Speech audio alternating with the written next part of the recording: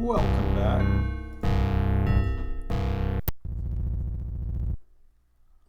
And so today we are going to move forward with the Forge of Virtue quests, but before we do that, I'm going to do a little bit of backtracking.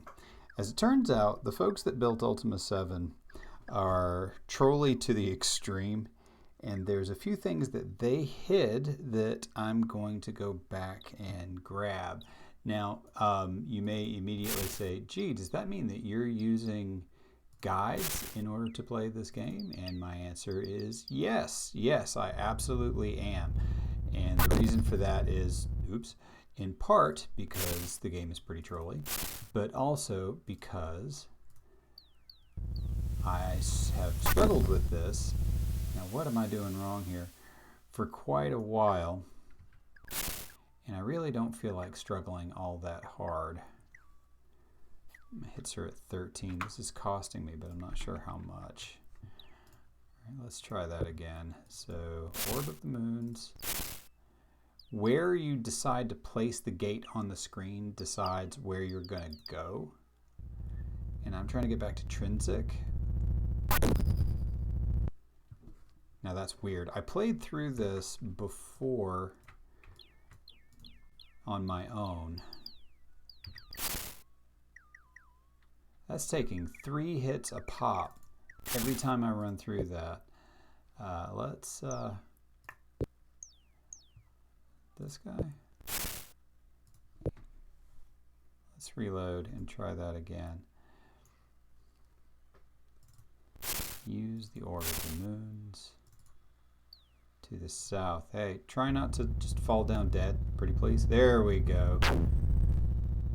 Apparently distance matters. Okay. I want to go to position 129 south, 3 west, which is roughly this way. And there's this little rock. See that little rock? There's a key under there.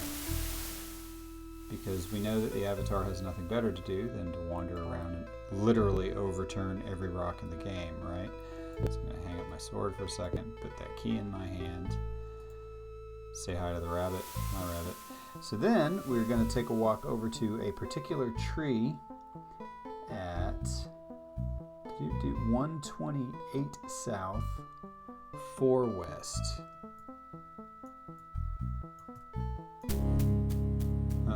Something's aggroed on me. Combat. Oh wait, I'm fighting these guys unarmed. There we go. Alright. There we go.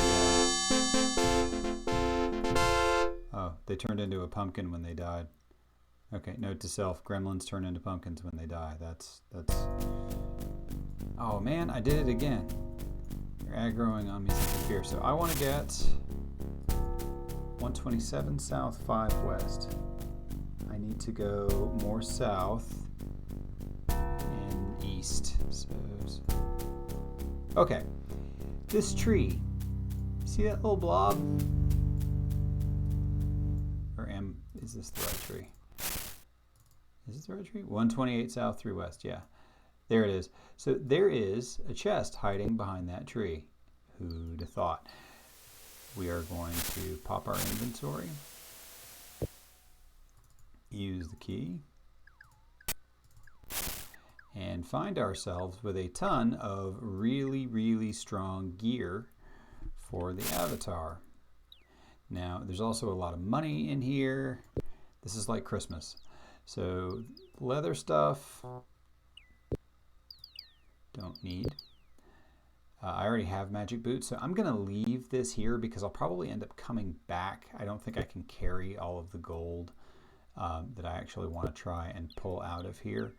But let's see. I think I'm actually going to be using a 2-hander for swords. I'll know momentarily. Okay, so swamp boots I'm actually going to need a little bit later on, so we'll grab swamp boots. Swamp boots prevent you from being poisoned as you walk through swamps, and we do have a little bit of swamping to do. The gorget, I believe. Yeah. To protect the neck. We've got a really good... Is this the triple crossbow or is this just crossbow? It's just crossbow. We got some funds. And so these are 100 a pop. I'm going to grab one, and that puts me at a carrying capacity of 16 remaining. If I do another 21, that's not too bad. So I'll grab another one. Yes, I'm putting everything in one sub bag, and I am going to regret it later. For those of you that know this game, inventory management is a serious issue. Now, there's a pair of magic gloves, but you can't wear gloves and rings at the same time, and I really want this guy, the Ring of Regeneration. So this sword is now crap, I don't care. And I believe the better one is this one. There's a sword of defense and a fire sword. Actually, it doesn't matter. Come to think, I'm going to save these for when I return to the case, because there is a better weapon that I'm going to go get. Okay, so now that I'm all armored up, I want to get to Britain pretty fast, and to do that, I'm going to try my luck with the Moon Gate again, this time to my north. There we go. What do you know, I made it. Alright, so there is a hut right here. Now, if you talk to a whole bunch of people, there's a whole backstory on the fact that this is locked and the owner lost his key. As it turns out, that trolley key under the stone unlocks this door. And inside it is the second most powerful weapon in the game. This guy, the Hoe of Destruction. So we are going to arm up with the Hoe of Destruction. Not on the belt. I actually want to carry that. What are you doing to me, Avatar? Okay, hold that thought. I'm going to set the ring down. Oh, it is armed. I'm just being an idiot. There we go. Okay, so now that key is of no use to me any longer, so I'll leave it in the shed so the owner can find it again. Okay, so I now have the second most powerful weapon in the game and the most powerful armor in the game. So now that I've done that, it's time to take a bit of a walk. We are going to make our way. If you remember, Lord British gave us the deed to the Golden Ankh. So we're going to go board the Golden Ankh and set sail for the island of fire. Okay, I'm in swamp booted. Oh.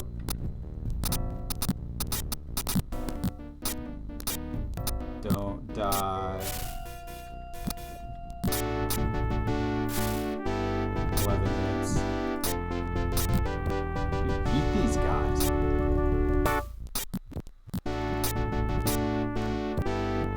I died.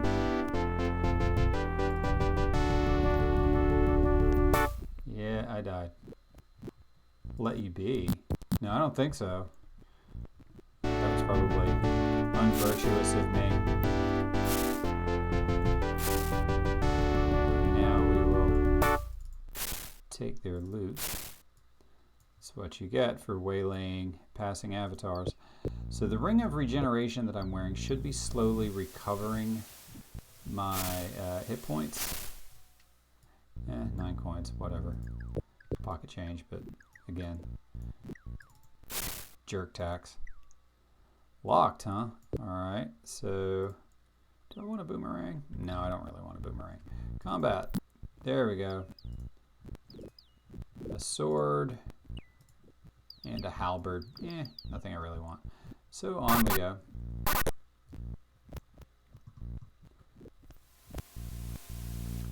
Every time the storms hit, I'm thinking about... That was quick.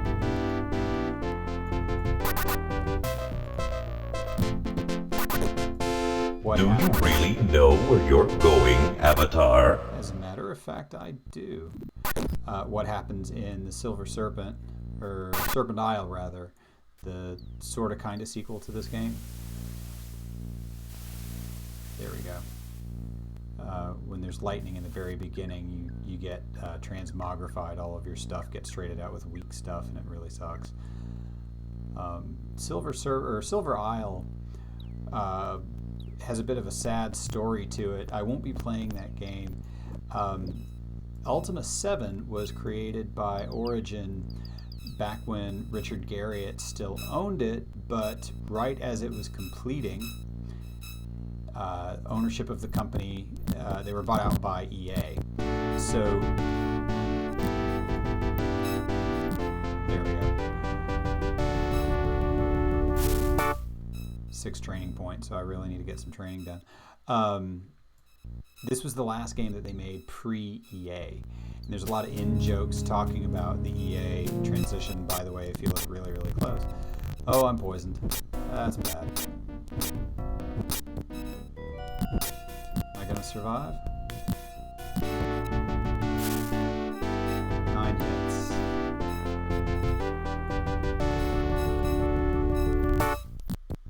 You're not going to sneak up behind me. Anyway, as I was saying, so Ultima 7 was the first Ultima 7, the Blackgate, was made totally to plan. Then when EA came,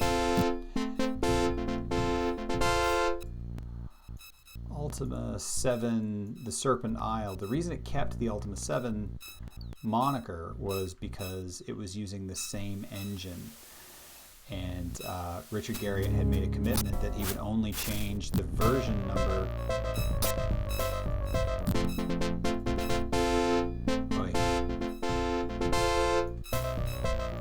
when he changed engines. Love me some Hoe of Destruction. And I've been going totally the wrong way. Ultima 7 Serpent Isle, here we are, was rushed. Very, very rushed. So there's huge parts of the game and the story that just never actually got made. As Garriott said in an interview, the first 50% of the time that you spend making a game like this, you spend building the engine, and the latter 50% you spend building content. So if you cut, oh, he's hungry. If you cut 25% of the time, you literally cut half of the content. Now, with that said, they didn't make a new engine, so I don't think it's quite that severe. Did I really not take any food with me? Okay, part of my problem here is that I do not have a light source, so let's fix that. There we go. Yeah, I didn't bring any food. That was really stupid. But I know where to get some.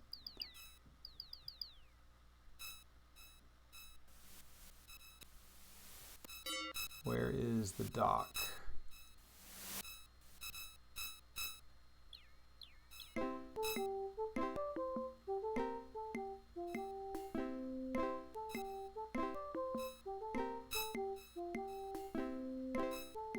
There are things about Serpent Isle that I like the character portraits are 1,000 times better. And there's some of the game mechanics that I really like, but Spoonie, if you follow him at all, is famous for saying that Serpent Isle is basically putting things on other things. That's the whole game. So here we are at the Golden Ankh, and it's loaded down already with a fair amount of victuals, so we'll heat up. And double-clicking the mast is what sits you down and sets sail. It would seem the nearby island is not at all stable. I think it's kind of funny when the Avatar talks because it's so rare that you actually get a sentence out of him. If I had a party with me, that probably would have been muttered by a party member.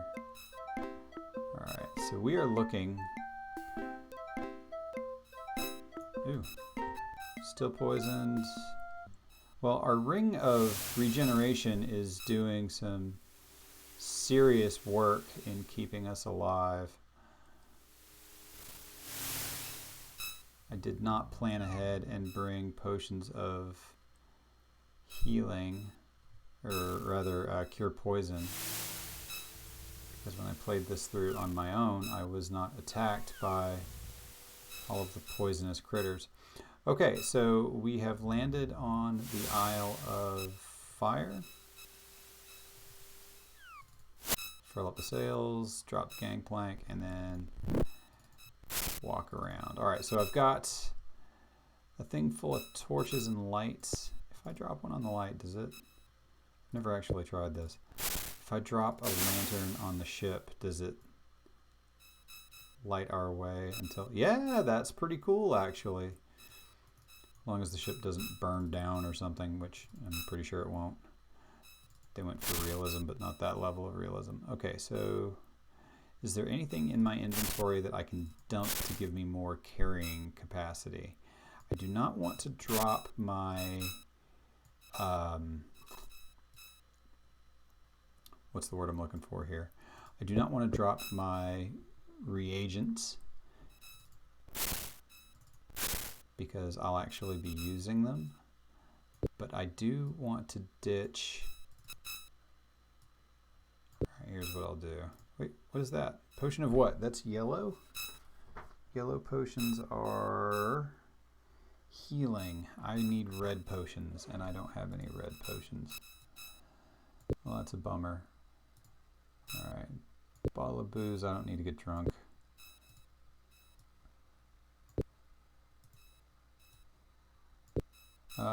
Yeah, I'll put the torches in with the food too, that's okay.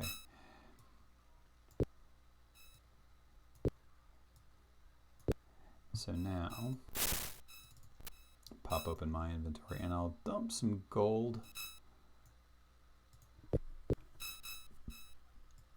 Because if I remember correctly, there's a lot more gold to be had. There is not any more swampiness here, so I'll ditch the swamp boots in favor of better defense.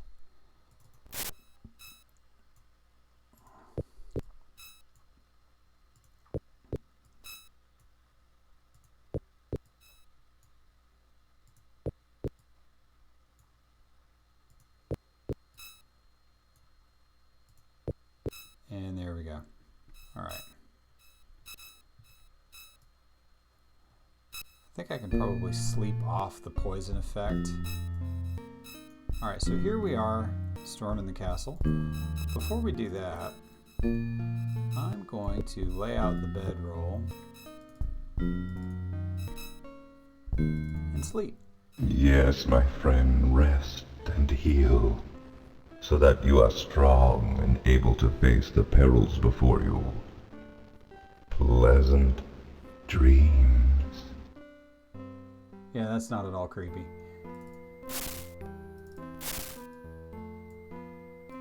It's kind of fun. That's the first time I've ever heard that voiceover. Alright, so drop the torch, arm with the hoe. Right. And these are the 3 statues that test our virtue, so we'll go with this guy. Suddenly, your mind is filled with the crystal clear resonance of an authoritative voice. Greeting to thee, I am the keeper of truth. Dost thou seek the wisdom and boon of truth? Sure. Very well, prepare thyself. The voice falls silent.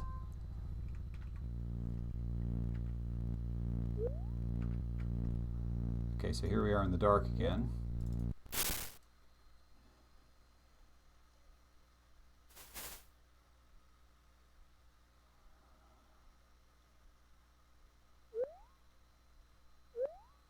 Only appearances are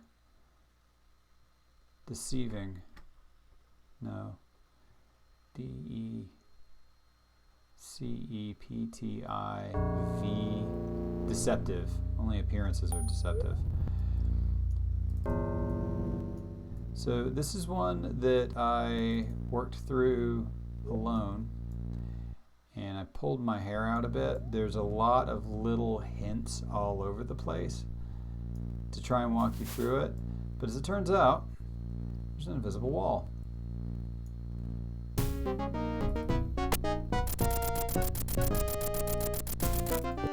that's literally the end of the quest.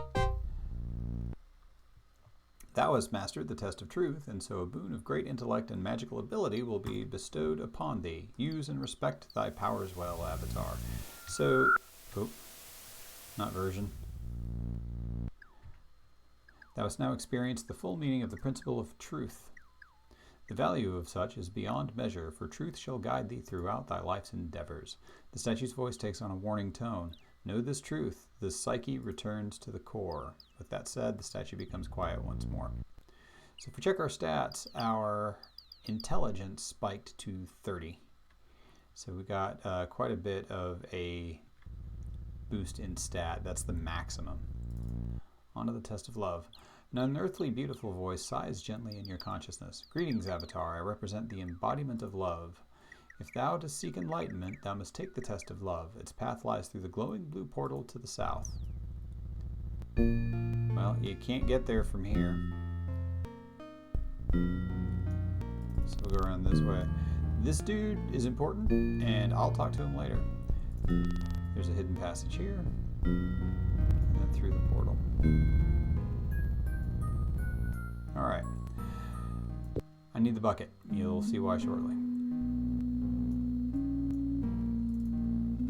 The stone statue stands with a lowered head. Despite its granite features, a downcast look is apparent on its face. Surprisingly, it turns to speak with you. Why, by the stars, I believe it is a creature. Help him, it asks, carefully pointing to the fallen statue lying beside it. Excuse me. Help? My companion, Ajar, he is dying. Thou must help repair him. Please, I beg thee. I have a book here that Ajar said told about our creation. This might help bring him back. He hands you a very old tome. It is evident that the book has seen much use, for the leather covering is wearing away to reveal the wood beneath, and the pages are quite dog-eared. I have already set up 5 rocks to mark the spot for the blood. Creature. We are called stone golems because we are made out of stone and rock. Name? My master called me Bollocks. Nice guy. Job? I am a guardian of the shrines of the principles. Blood? I did not understand the book, but I remember blood. Ajar? He is my brother and my friend. We protected the shrines together. We cannot let him stay like that. Help me assist him. Maid? I know nothing about the process, but Stellaron once told me he used something called magic to give us life and animation. The golem pauses, obviously conscious of his next thought. He did not like his solitude. He said he was lonely. Stone? We were fashioned out of the rock from the quarry on this small island. Master? Stellaron made us. He is our master. Guardian? We were created to protect the shrines of the principles. Only the Avatar should use their power. Ajar and I were keeping watch when the wall fell on Ajar, and the loud noise came. I carried him here so that I could restore him, but I do not know how. Magic? I do not know what it is, but there are many books in his house. Perhaps there's something there about magic. It's like I need to do some looting. Lonely? Stellaron said it was how a person feels when no one is around. He told us how happy he felt after we were born. He called me a son. Books? There are several more books lying about the house. I do not know what they are about. Ajar read them. Okay, bye. Goodbye. Alright, book. There's a book. Let's see what it says. The Stone of Castambre by Makuth. Legendary rock? Perhaps. Powerful relic? Definitely. The Stone of Castambre, named for the mage who is rumored to have enchanted and placed it, is said to be located on the Isle of Fire, also the location of the shrines of the 3 principles.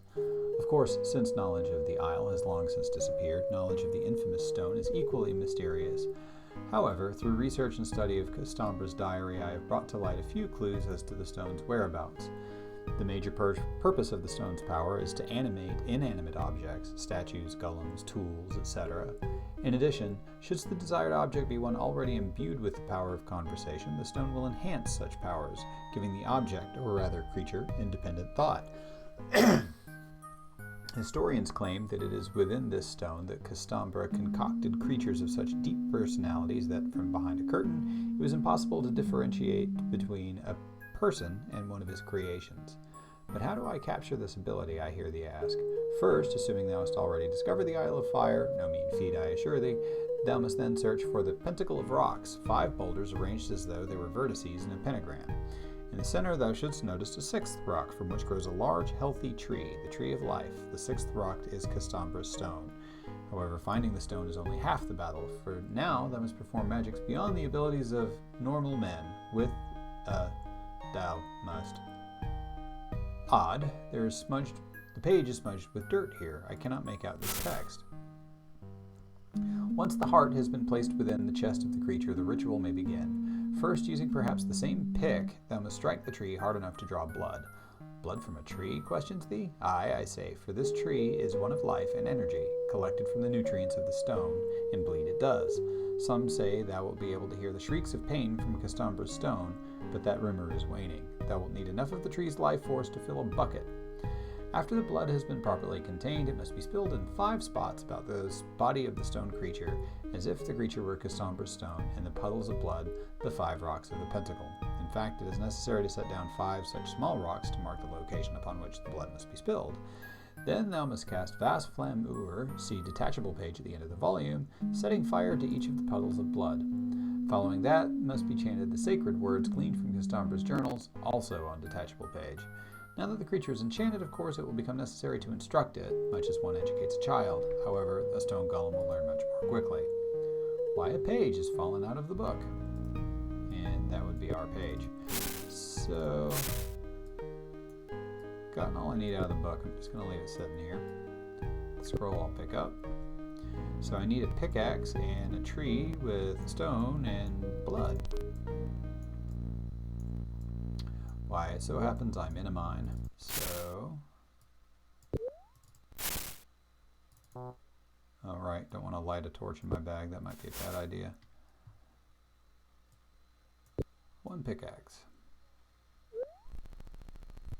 I'm trying to remember where... Oh look, a teleport.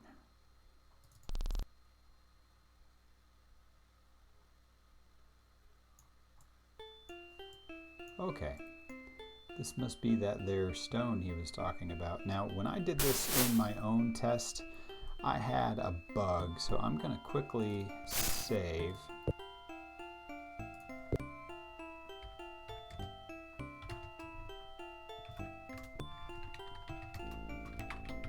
There we go.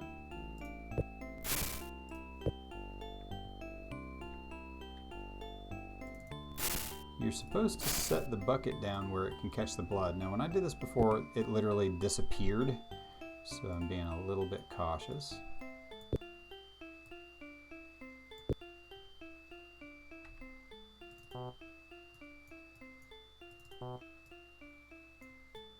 How close do I need to get, dude?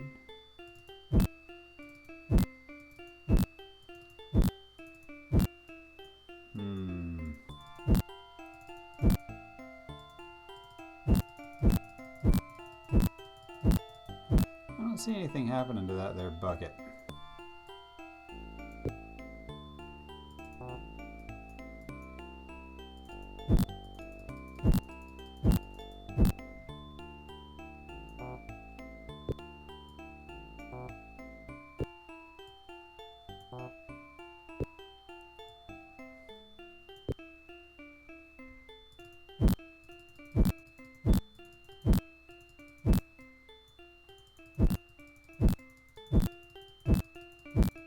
What am I doing wrong?